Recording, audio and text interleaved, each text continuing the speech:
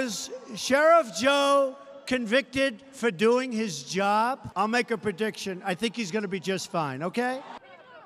Just 72 hours ago, right here in Phoenix. And tonight, President Trump coming through with his promise to pardon former Sheriff Joe Arpaio. And the fallout just beginning. ABC 15's Melissa Blazey is joining us with the central question, which is, what does all this mean for the case against Arizona's most famous former sheriff? I just talked to Arpaio's attorneys just minutes ago, and they say this means the case is over. The contempt of court conviction from last month erased as soon as the proper paperwork is filed next week in federal court. It is a huge blow to many in our Hispanic community, people who cried out for that Arpaio's deputies were violating their civil rights. But today's pardon will also be considered the right thing to do for so many of Arpaio's supporters, including the president. America's toughest sheriff, Joe Arpaio built that reputation through a kitschy combination of punishments for his jail inmates.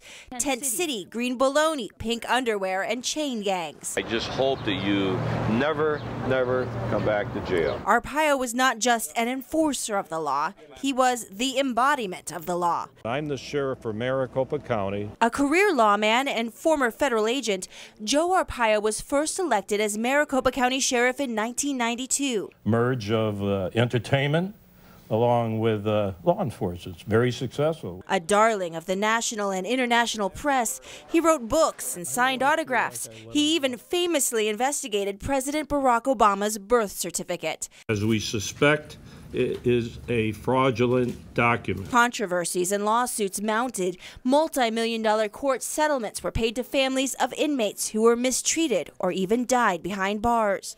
Piles of sex crime cases were never investigated. I have made mistakes. But the sheriff kept getting reelected. Facing a crime problem in a border state, he devised illegal immigrant crackdowns on a local level. Day laborer roundups, workplace raids, even crime suppression sweeps. Hundreds of people picked up, many turned over to the feds for deportation. I will keep doing my job that I took an oath of office to do. In 2007, the ACLU helped bring a class-action civil rights lawsuit, the Melendres case. A federal court found MCSO deputies racially profiled and engaged in illegal traffic stops of Latinos. Arpaio ignored a judge's order from the case, continuing to detain undocumented immigrants without proof of a state crime solely to turn them over to federal immigration agents. Made a few mistakes, but not really intentional. One day the truth is going to come out, believe me. In 2016, just weeks before an election, the Department of Justice filed a misdemeanor criminal contempt of court charge against Arpaio. He lost the election. But I will mention one regret is the people. They believed in me, they support me. I don't want to feel like I let them down. Joe Arpaio is now 85 years old. He faced 6 months in jail, but now will not have to serve a day. The statement from the White House talking about the pardon notes Arpaio's life work was protecting the public with 50 years of admirable service. So we're going to talk more about reaction in the coming minutes and hours. Puente, Arizona is holding a press conference at 6:30 p.m. Sheriff Arpaio's phone line was busy when we tried to call him. We should also mention it's his wife's Ava's birthday today. Yeah, and we also know that President Trump had reached out to Ava several times as she was going through her cancer treatments, so that there's a relationship there. So perhaps the timing isn't so coincidental on that one either. An interesting procedural issue here that they got a call from the White House today asking whether or not former Sheriff Arpaio would accept the pardon. That's what his lawyers But they are weren't saying. formally notified that the pardon was coming down the pipe, necessarily. We don't know exactly what the president and Mr. Arpaio have been talking about all these months. So we do have a lot of reaction coming in, though. Indeed, we do. And a statement from Mayor Greg Stanton from Phoenix on the presidential pardon of Joe Arpaio, saying pardoning Joe Arpaio is a slap in the face to the people of Maricopa County, especially the Latino community and those he victimized as he systemically and illegally violated their civil rights. Sheriff Joe Arpaio targeted and terrorized Latino families because of the color of their skin. He was ordered by a federal judge to stop, and he refused. He received a fair trial and justifiable conviction, and there's nothing the president can do to change that awful legacy. And the stain he has left on our community is how that statement continues from and Mayor he goes Stanton. on to say, it's not a proud day for Phoenix, but I'm proud that our city is moving on and moving forward from the divisiveness that defined the Arpaio era. He says Donald Trump can ignore the rule of law, but it was our voters who removed Joe Arpaio from power. End quote from Mayor Greg Stanton. All right, now we have Mark Goldman, attorney, on the phone with us. Mark, you've heard the statement from the White House. You've heard some of the reaction coming in. Now, what's your take on all this? My take is that we are very grateful to the president for his